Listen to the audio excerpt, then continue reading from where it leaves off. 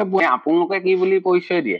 আমি আমিতো ইছলাম ধৰ্ম বুলি পৰিচয় দিওঁ, কিন্তু ভাগ হয় কি যে শৰীয়ত তৰিকত হকীকত মাৰুফতৰ যিটো তৰিকা হয় চুফিবাদ বুলি কোৱা হয়। আমি শৰীয়ত আৰু আপুনি? আমি মাৰুফতি। বস্তুটো একদম মই আপোনালোকৰ মাজলৈ আগবঢ়াই দিলো। বস্তুটো মই একদম ৰিয়েলি কৈছো, মই বুজি পোৱা নাই।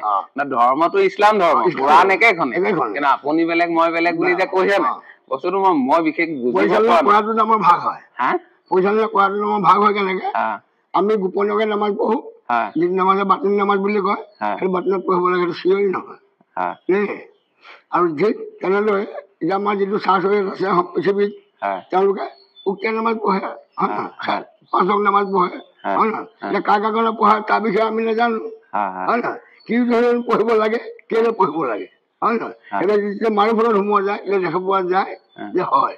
এতিয়া এইখিনি জনাসকলে জানিব, ইয়াৰ বিচাৰ বিবেচনা কৰিবলৈ আপোনালোকৰ মতামত আগবঢ়াব।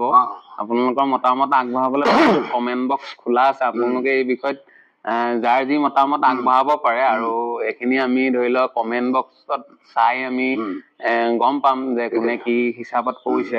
কিন্তু ধৰি লওক ইছলাম ধৰ্ম পবিত্ৰ, আৰু ইছলাম ধৰ্ম মানে মুছলমান আমি, নহয় জানো? কিন্তু আপুনি এতিয়া ক'লে না ময়ো মুছলমান, আপুনি কিন্তু আপোনাৰ ভাগটো বেলেগ মোৰ ভাগটো বেলেগ বুলি কোৱাত মই বস্তুটো অকণমান চাৰিটা তৰিকাত গুচি গৈছে বস্তুটো।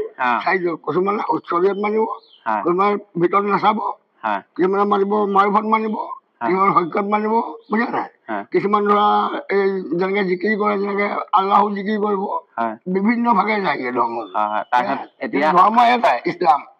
আপোনাৰ লগত মই ভিডিঅ' এটা বনাইছিলো আজি প্ৰায় 1 বছৰৰ আগত। বহুত কমেন্ট আহিলে যে আপুনি আৰু এদিন যাব, মানে ভিডিঅ'টো অলপ খুব সৰু হৈছে বুলি কৈছে, মানে অকমান দীঘল ভিডিঅ' এটা বিচাৰিছে ৰাইজে। আৰু বহুত জেগাৰ পৰা আপোনাক চিনি পাইছো বুলি কৈছে, মানে কৰবাত দেখিছো, কৰবাত লগ পাইছো, তেনেকে কৈছে। এতিয়া মই 1 বছৰৰ আগত আপলোড কৰা ভিডিঅ'টো মানে বহুখিনি শ্বেয়াৰ হ'ল, লাইক আৰু কমেন্ট, অগণন কমেন্ট। আৰু ইনষ্টাগ্ৰামত মানে এটা ৰিলচ দিছিলো, আকৌ নেক্সট ভিডিঅ' এটা বিচাৰিছে। ৰাইজৰ মৰমৰ কাৰণে মই ইয়ালৈ আকৌ আহি উপস্থিত হবলগীয়া হ'ল। এই ঠাইডোখৰ নাম দিচাং হালুৱাটিং।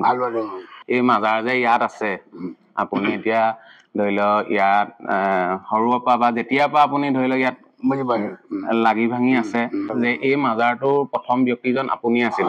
আৰু আপুনি এই পৃথিৱীৰ পৰা যদি গুচি যায়, ইয়াৰ সংৰক্ষণৰ কাৰণে আৰু কোনোবাটো দায়িত্ব ল'ব লাগিব। ধৰি ইয়াত তলাটো মাৰি দিলে নহব, হয় নে নহয়? কিন্তু প্ৰথম মানুহজন চিনাকি কৰি দিয়াটো আমাৰ দায়িত্বৰ কৰ্তব্য।